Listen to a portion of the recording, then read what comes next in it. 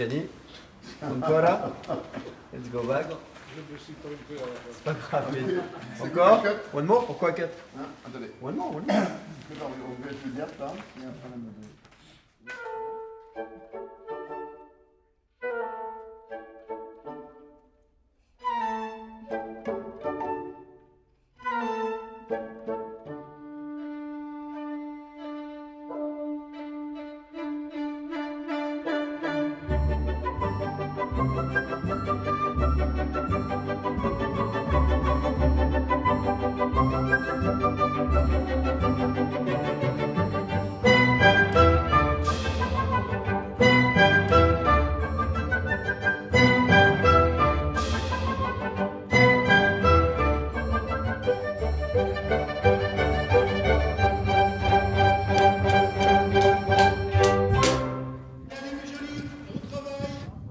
Moi, j'ai fait des études d'histoire et un jour, on m'a proposé de faire un tournage.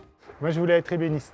J'aime bien préparer mes accessoires, les faire moi-même, les construire moi-même. Je n'avais absolument pas du tout l'idée de faire ce métier. Je me dis, mais moi, faire de la déco, franchement, choisir des rideaux, des papiers peints, et ça m'amuse pas du tout. Je ne savais pas du tout ce que c'était. Pour gagner un peu d'argent, comme j'étais jeune, voilà, j'ai fait un film avec mon père.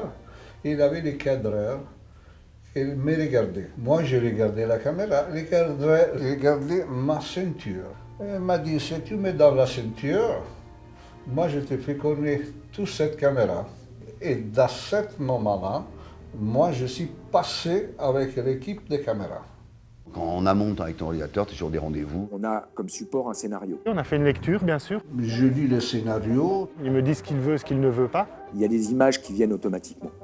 Une fois qu'on a ces choses-là, on discute avec le réalisateur. Tous les réalisateurs sont différents. Ils ont tous une manière de s'exprimer, de faire passer leurs idées en fonction de leur personnalité. Notre réalisateur, Alexis, une fois qu'il fait confiance, il laisse quasiment carte blanche. C'est très agréable et en même temps très angoissant. Parce qu'après, c'est la surprise quand on livre un décor. Est-ce qu'on va être tombé juste ou pas? Là, on parle d'un film français qu'on tourne à l'étranger. On va dire qu'en moyenne, l'équipe déco sur ce film, elle se compose de 40 personnes. On fait les extérieurs parisiens d'époque dans Prague. Et honnêtement, l'architecture pragoise n'a rien à voir avec l'architecture parisienne. C'est pas haussmannien, c'est baroque, c'est très coloré, ça ne fonctionne pas. Le bon choix, c'est un moment de faire confiance au VFX. On a une façade, et puis à gauche et à droite, il faut recréer des bâtiments. Non, on ne filme pas ici, non. Non.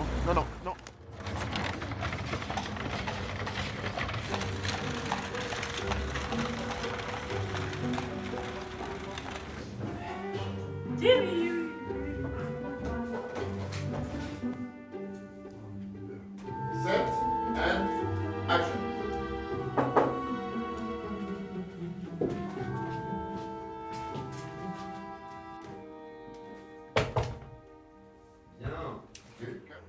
On a eu peu de temps de préparation.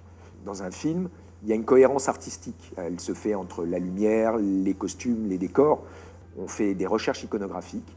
On va glaner des images dans des livres, sur Internet. Google est notre ami. Avec toute cette iconographie, on arrive à créer une ambiance. Une fois qu'on l'a captée, on va en discuter avec le chef opérateur, avec le créateur de costumes, pour que tout ça soit en harmonie. Il y a véritablement une forte adéquation entre la décoration et les costumes. Ça, c'est très plaisant. Concernant la lumière, on fait un film d'époque. On sait que pour que les ambiances soient réussies, il faut que ce soit dense. Pour moi, toujours faire un film d'époque, surtout cette époque-là, c'est très important, c'est gratifiant pour moi. De retrouver le décor, pas les murs blancs, tu vois, pas la quotidiennité. Comment arriver à sublimer les comédiens? C'est la lumière, mais c'est aussi les fonds denses qui vont permettre au directeur de la photo de pouvoir éclairer ses comédiens. Dans un côté, c'est facile parce que moi, je peux allumer. Pas trop toucher au mur, autant que se peut. C'est pas toujours facile, surtout au Steadicam, où il faut tout accrocher en l'air, où c'est vraiment un challenge. Ça c'est là. Ouais, ce qui se passe entre le couloir et ici. Ça va de la vie. Ça, c'est pas des studios. Un studio, c'est plus simple par rapport à l'histoire. Tu vois, c'est pas qu'on mette la lumière à haut et là, il faut attacher tout à haut, tu vois. Celui-là, là, il a 3000 degrés là pour l'instant. Il faut vraiment être tu vois, sûr de ce qu'on fait. Tu vois. Pour toi, pour d'autres personnes, se dit bon, bah, il a attaché les lumières, ça y est, on y va. C'est pas comme ça. La base de la lumière, c'est quoi? C'est le soleil et la lune. Mais il est où le soleil? C'est où le soleil? Il est loin le soleil.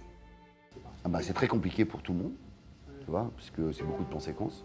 Même beaucoup de plans séquences qui vont être montés, mais c'est qu'à chaque fois on part du début de la séquence jusqu'à la fin, sur chaque plan. Puis ça bouge beaucoup, hein, tu as remarqué, ça bouge énormément. Beaucoup de stead. Donc effectivement, oui, ça t'oblige à penser à une manière de travailler qui va être différente que quelqu'un qui va faire du plan fixe. C'est aussi intéressant. Essaye de cacher des micros si tu as un peu de mobilier ou autre.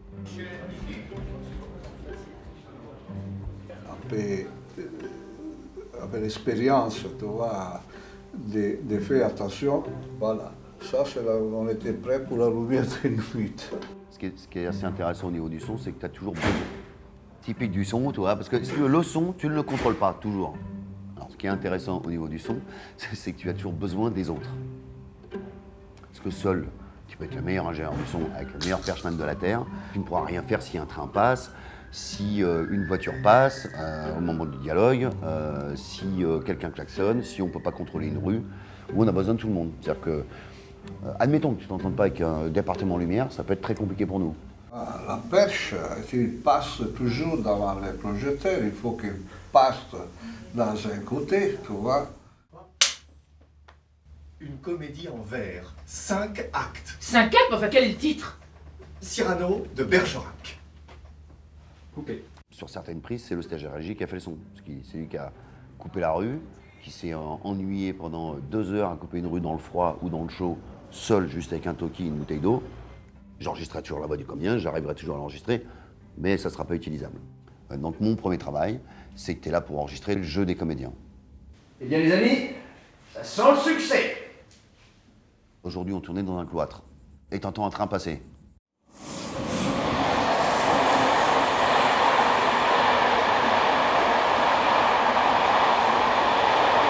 Tout le monde s'est retrouvé déjà dans des endroits bruyants, et si tu es concentré dans une conversation, je ne sais pas si c'était déjà arrivé, mais à un moment donné, tu t'aperçois que tu n'entends pas les bruits ambiants.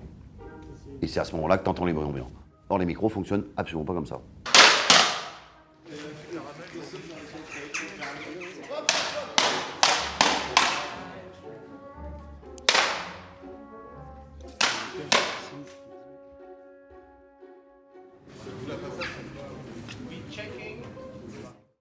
En fait, le son, il ne doit pas te déranger. Il ne doit pas te sortir d'une histoire. Il doit être là, c'est un accompagnant, ça doit être limpide, ça doit être élégant. Moi, je pars du principe que tu peux avoir, d'ailleurs, il y a eu des dogmes comme ça, hein, dogma, tu peux avoir une mauvaise image, pas de maquillage, très peu d'habillage. Si le scénario est là, si les comédiens sont là, si la mise en scène est là, ça marche, tu resteras dans l'histoire du film. Si le son n'est pas là, tu sors du film. Un avion, ça? C'est une voiture. Hein? Un camion, une voiture. Ça va ou pas? C'est galère. Ok, encore une? Je pense que c'est un truc de voirie, ça. It was good for l'image.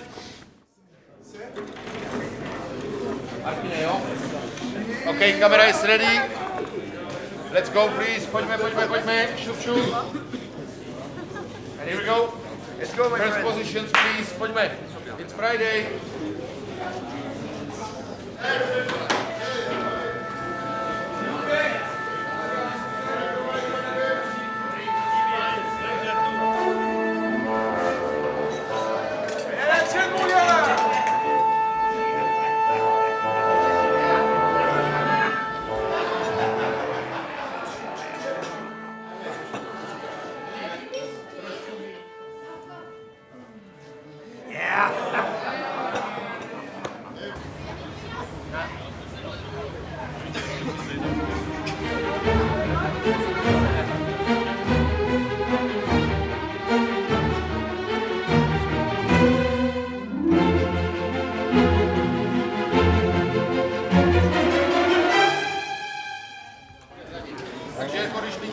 Les figurants, ce n'est pas simplement des gens qu'on pose.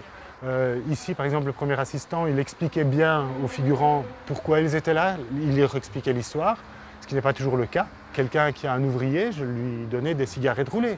Les figurants, au début, ça les fait rire, puis après 20 prises, ils n'ont plus envie. Même s'il est 25 mètres derrière, ça fait partie de la vie. Et on tournait en Tchéquie, donc quand je montrais le journal, je lui expliquais bien qu'il lisait une petite gazette sportive en buvant un coup de rouge. Cyrano de Bergerac, on connaît tous, sauf que pas suffisamment pour s'attaquer à ce film. Surtout avec Alexis, qui lui dort avec ce sujet depuis 10 ans. Autant dire qu'il en connaît les moindres détails. Et il a fallu effectivement que je me documente, que je cherche les décors de chaque acte de Cyrano de Bergerac au Théâtre Saint-Martin en 1897, voir ce que c'était, pour ensuite pouvoir les réinterpréter à ma manière. Enfin, il y a 8 jours, vous vouliez quitter le spectacle.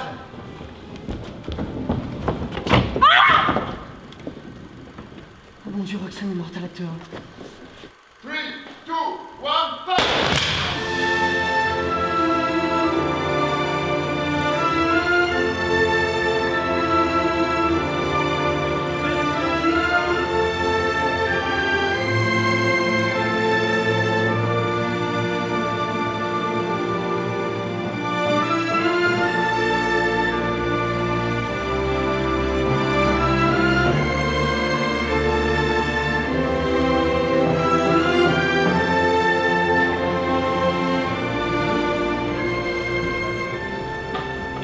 Vous espériez me faire don? J'ouvre la ligne, je la bouche. Remets ta perruque, Laridon. Tiens bien ta broche, Laridon. À la fin de l'envoi, je touche.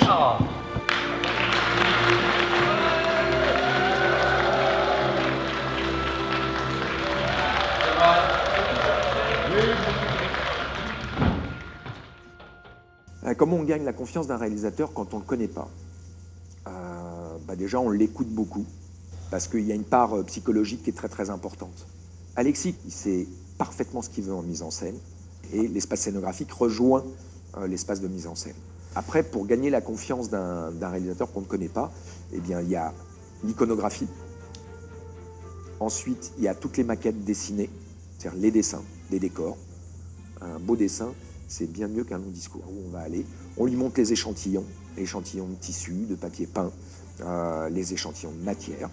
Et puis Alexis, vraiment, une fois qu'on est arrivé à gagner sa confiance, modestement, il nous fout la paix, quoi.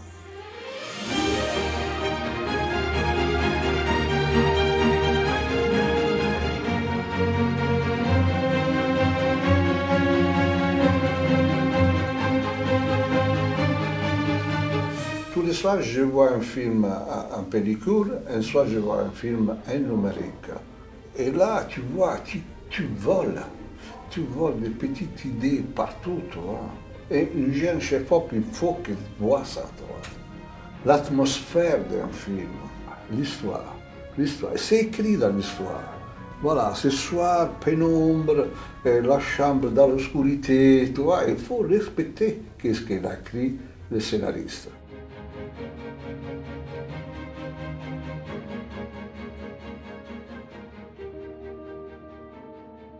À chaque fois, on essaye de se dépasser et à chaque fois, on essaye d'être au plus juste.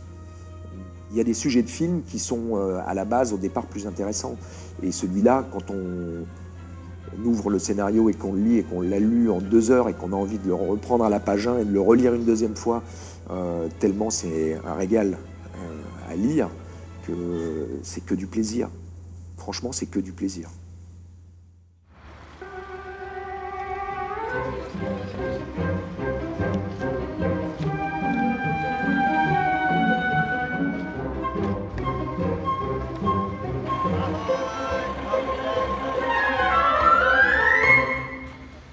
Bon ben voilà, 8 février, 57 ans. Attends, dis donc. Elle est belle la vie,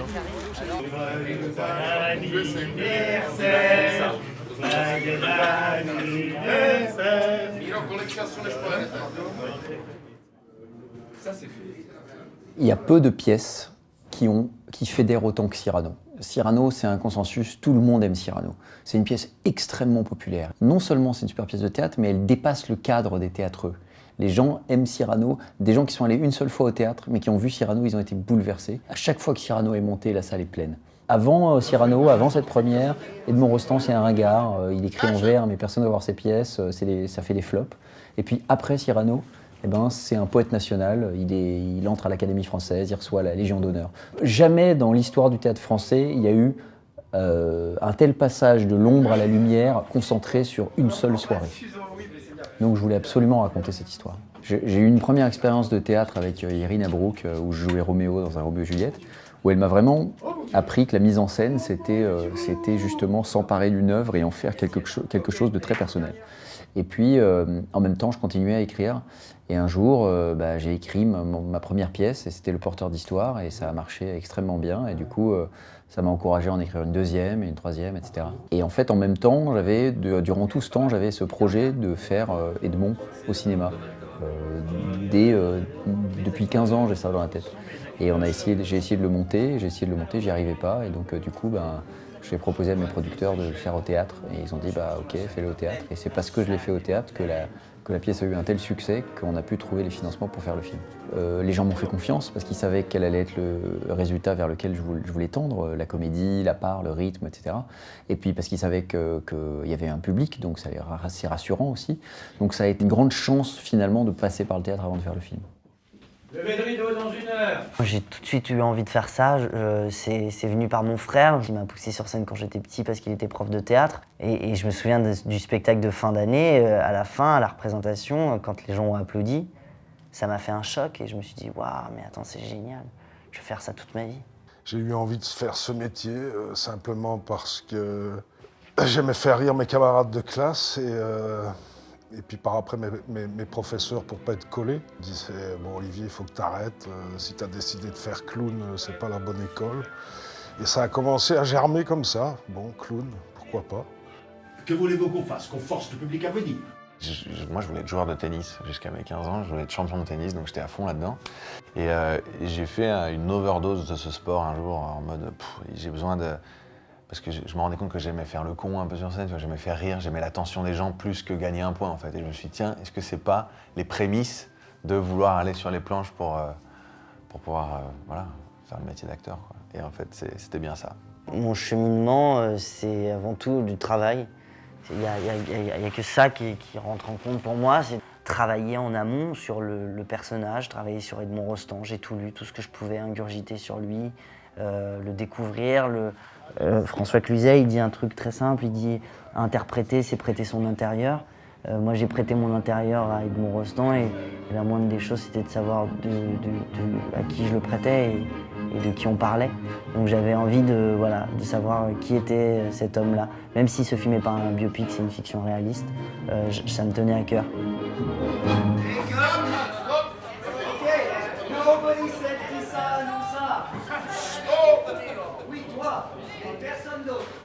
Et j'ai découvert un homme plein de doutes, plein d'angoisses, plein d'incertitudes. Et il a eu le plus grand succès du théâtre français. Et il s'y attendait pas. C'est incroyable, cette histoire est incroyable. Et la musique? Déjà, moi, je suis bluffé par le fait que c'est un premier film. Il s'est lancé dans un vrai challenge. Quand j'ai reçu le scénario, enfin j'avais déjà vu la pièce, mais je me suis dit ok, donc film d'époque, langage d'époque, enfin ça reste du français, mais il y a une musique particulière, il y a un rythme particulier, il y a un langage particulier, et puis il y a surtout la rigueur d'Alexis. Parce qu'Alexis, ayant vu toutes ses pièces, je vois un mec rigoureux, je vois un mec qui sait ce qu'il veut, il sait où il va, il est très précis, donc je me suis dit il va falloir que je rentre dans cette danse-là. C'est un personnage qui a beaucoup d'admiration pour son meilleur ami, Edmond. Parce que de pouvoir dire un texte du style « mais je sais pas parler aux femmes, moi je dis les mots des autres, je suis comédien ». Donc d'être capable d'en rigoler et de dire « j'ai pas ce talent-là », ça prouve quand même qu'il y a une forme d'intelligence dans le côté un peu bête de Léo. Et puis voilà, il y a surtout cette phrase extraordinaire dans le film qui m'a ouvert les yeux sur le personnage. C'est quand Edmond lui dit Cyrano est moche mais intelligent et Christian est beau mais bête. Et Léo répond mais c'est tout à fait moi. C'est-à-dire que le mec est conscient, il est conscient des choses, il est conscient qu'il a un physique de charmeur, mais il est conscient aussi qu'il n'a pas forcément la lumière. Donc voilà, ça a été un mélange de tout ça et un vrai plaisir, parce que travailler avec quelqu'un qui sait ce qu'il veut, à partir du moment où on a confiance en lui, on se laisse surfer sur les vagues, et c'est formidable. Donc Alexis, moi, toute l'admiration que j'ai pour lui. D'ailleurs, j'ai fait un lien entre l'admiration de Léo pour Edmond à l'admiration que Tom a pour Alexis. Clear, clear, clear, clear. Okay.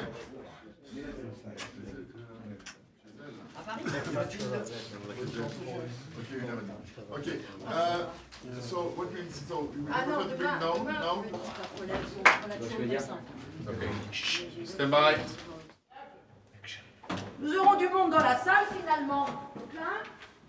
Les grands acteurs rêveront de jouer Cyrano, les jeunes actrices rêveront de jouer Roxane. Et tout le monde se souviendra du nom d'Edmond. Et tout le monde aura oublié le nôtre. Nous sommes des artisans de l'éphémère, mon coq. Allons leur montrer notre art. Merci, Maria. En scène, monsieur de Cyrano. Super. Okay, we cut. C'est super, on la double. Okay, one more time. On est quelque part dans la comédie de ce qu'on appelle la comédie de boulevard de genre Feydeau, justement, où là, il y a une vraie mécanique du rire. Et cette mécanique du rire, c'est vraiment une question de rythme et de façon de balancer les répliques dans un certain rythme et aussi avec une vraie émotion et une vraie sensibilité intérieure. C'est une péninsule. Encore? Ah, le Mistral. C'est Cyrano et non pas ça. Carrément de poésie magistrale, t'enrhumé tout entier, c'est fait le Mistral. Tout ça, c'est un fait. Marque-le et enchaîne direct. Il imprime le rythme tout de suite. Et le deuxième, j'arrive. C'est tout. Tu vois, il rentre, toi t'es tourné vers eux, et juste je te vois le regarder. Ah, voilà. Tu peux en faire plus dans le ton. Putain. Mais moins tu bouges, plus c'est drôle. Tac, ça marche là. Allez, let's do one more. Je vais te présenter quelqu'un. Ça fait longtemps que je fais du théâtre, mais j'ai pas énormément joué de pièces parce que j'ai toujours choisi des pièces très précises.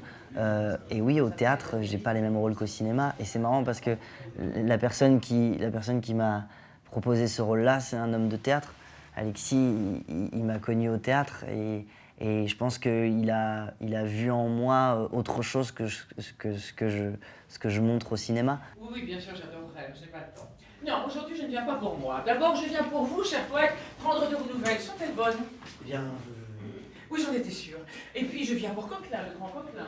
Oui. Elle fait Edmond, Sarah est là. Sarah? Ouais, chérie. D'accord. Tu vois, dès que tu l'entends dire Sarah. Edmond, je le dis 2 fois, hein, normalement. Oui, on s'en fout. Je suis revenue, je repars demain. Edmond. Juste une fois. Edmond, Sarah est là. Sarah? Ouais, chérie. D'accord, ok. É que ça marche. Ja, deixa eu ser.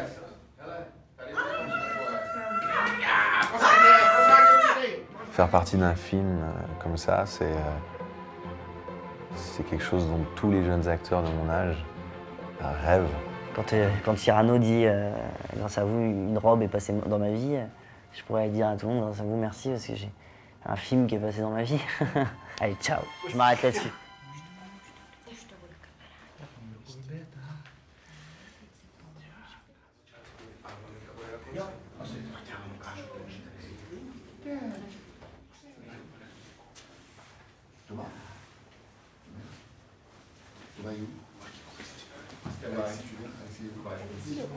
Ready and action.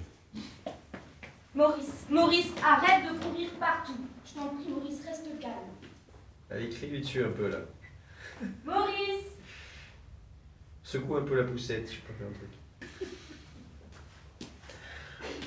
Bon. Super.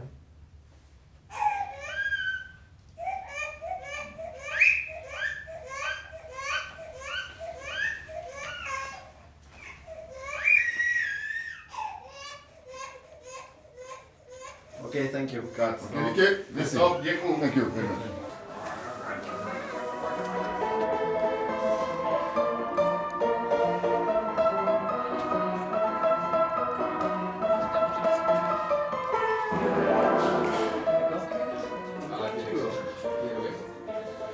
toujours ton sourire, toi. Bien sûr. Parce que tu adores les enfants. Bien sûr. Ok. Je pense qu'il y a un enjeu sur Grazie. Roll south. Non, je ne viens pas pour moi. D'abord, je viens pour vous, cher poète, prendre de vos nouvelles sur tes poètes. Il cherche toujours des pièces à jouer. C'est un ordre complètement joué. Formidable. Je t'ai réservé une place pour Thermidor. À la porte des ambassadeurs.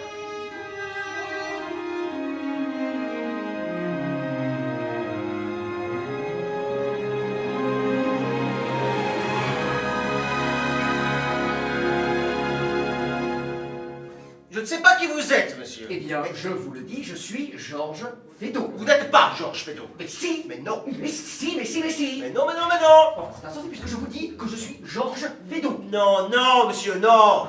Voilà, ça, tu peux vraiment monter dans les tours sur ça. D'accord. Non, monsieur. Non, monsieur, non, non, monsieur. Enfin, mais qui voulez-vous que je sois? Je ne sais pas. Je ne sais pas, monsieur. Et son lunette. Tu vois, ne le gueule pas de loin, celui-là. Je ne sais pas, mais ce que je sais, c'est ça le truc. Je ne sais pas, monsieur, mais monsieur Georges Feydeau est dans la chambre de mademoiselle Datsy depuis au moins 10 minutes. Plaît-il? Et d'ailleurs, le voilà. Ah bah, d'ailleurs, le voilà, Georges Feydeau. Et ne descends pas, monsieur. Et d'ailleurs, voilà. Alors, qu'est-ce que tu vas me dire maintenant, hein? Thomas, ne pars pas, en fait. C'était encore trop tôt. En fait, au moment où je te parle, Edmond, qu'est-ce que vous fichez là? Lui, là. D'accord? Mais ce que je sais, c'est que monsieur Georges Feydeau est dans la chambre de mademoiselle Datsy depuis au moins 10 minutes. Et d'ailleurs, le voilà, Georges Feydeau. Bon, qu'est-ce que vous fichez là? Non, histoire, monsieur, le chemin de la gare, s'il vous plaît. Pas grave, je trouverai. Edmond. Edmond. Fini. Ah, Georges, dis-moi, tu n'as pas vu Edmond? Il vient de sortir. Parfait, il t'a dit où elle est? À la gare. Merci bien, bonne soirée à toi. Léo Léo Jeanne! Monsieur Feydeau. Pourquoi n'êtes-vous pas quatre? Pardon, je me suis assoupie. Assoupi? Mais avec qui? Je remonte me changer. Cut, hein. Ok, c'est bien.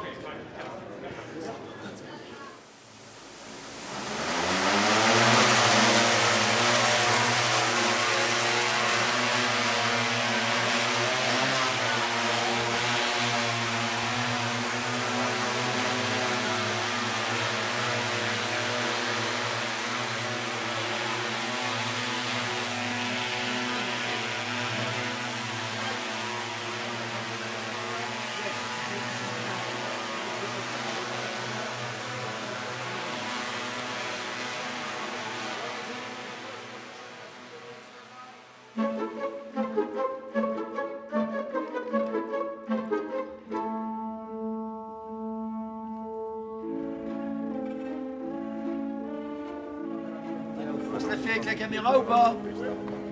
Ok, il y a mon petit écran.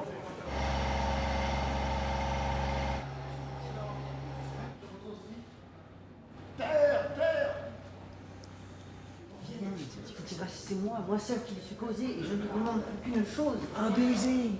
Tu vois, si t'es là, alors on comprend que tu lui parles à elle.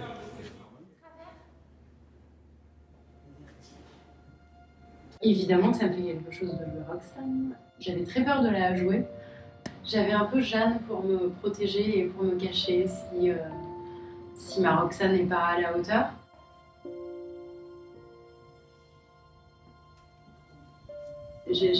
J'avais l'impression d'être une enfant quoi, qui joue à la princesse un peu. Avec Alexis, on a beaucoup travaillé en amont. On a beaucoup répété avec lui, Tom et Thomas. Avoir notre ligne, quoi, savoir. On savait déjà ce qu'on devait faire. Non, mais c'était assez idéal, quoi.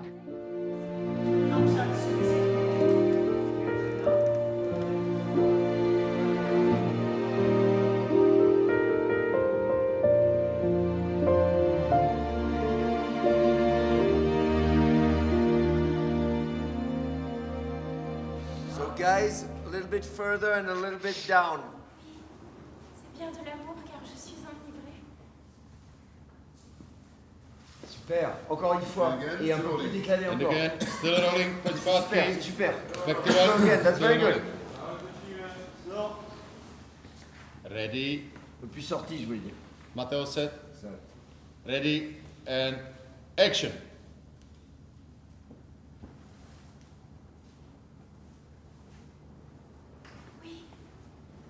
bien de l'amour car je suis enivrée. And cut. That's very good. Cut, What time stop. is it? Quelle heure il est?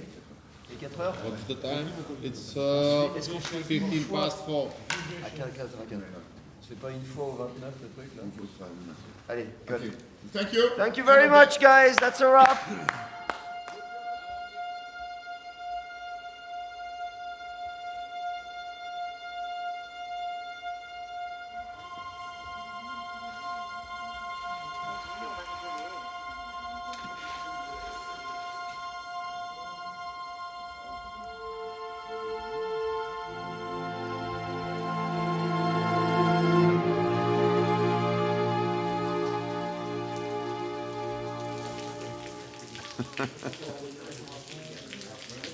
Alors en fait, c'est pas Karine qui essaie de protéger le siège, c'est Karine qui fait une sieste.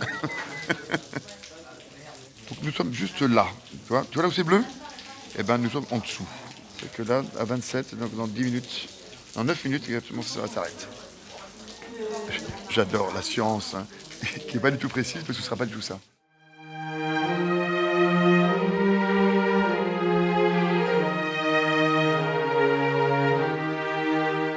Ouais, on repasse sur 13, hein, le plan qu'on n'arrive pas à faire depuis 2 heures. Coupé. Ok, so we cut. Well my friends, I think this was the last shot of Lucy. Bravo. Enfin.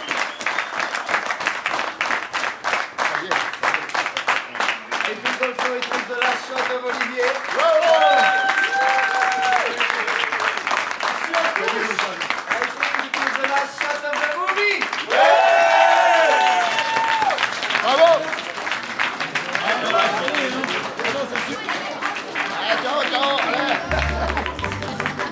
Attends, il y a le making-of. Attends, il y a le making-of là. Ah bah